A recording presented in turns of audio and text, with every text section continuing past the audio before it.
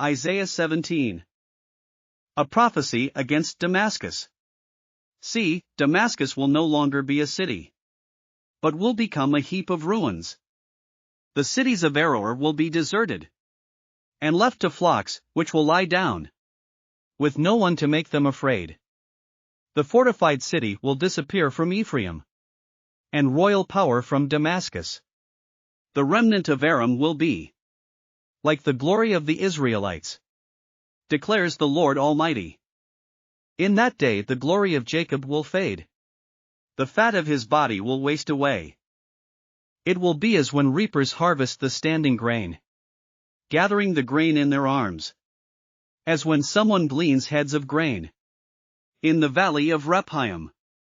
Yet some gleanings will remain, as when an olive tree is beaten, leaving 2 or 3 olives on the topmost branches, 4 or 5 on the fruitful boughs, declares the Lord, the God of Israel. In that day people will look to their Maker, and turn their eyes to the Holy One of Israel.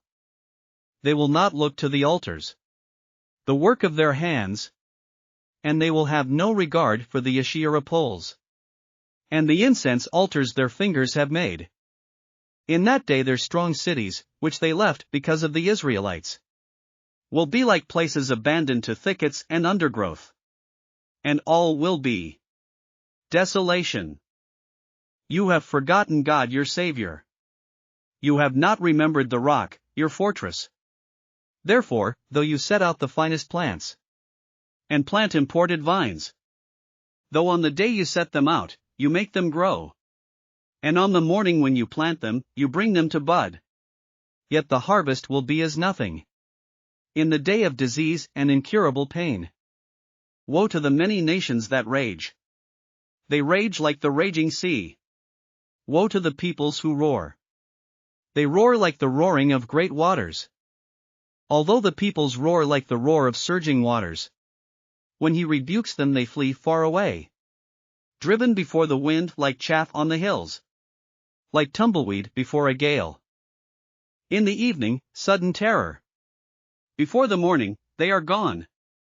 This is the portion of those who loot us, the lot of those who plunder us. Thanks for listening to another chapter of the Bible.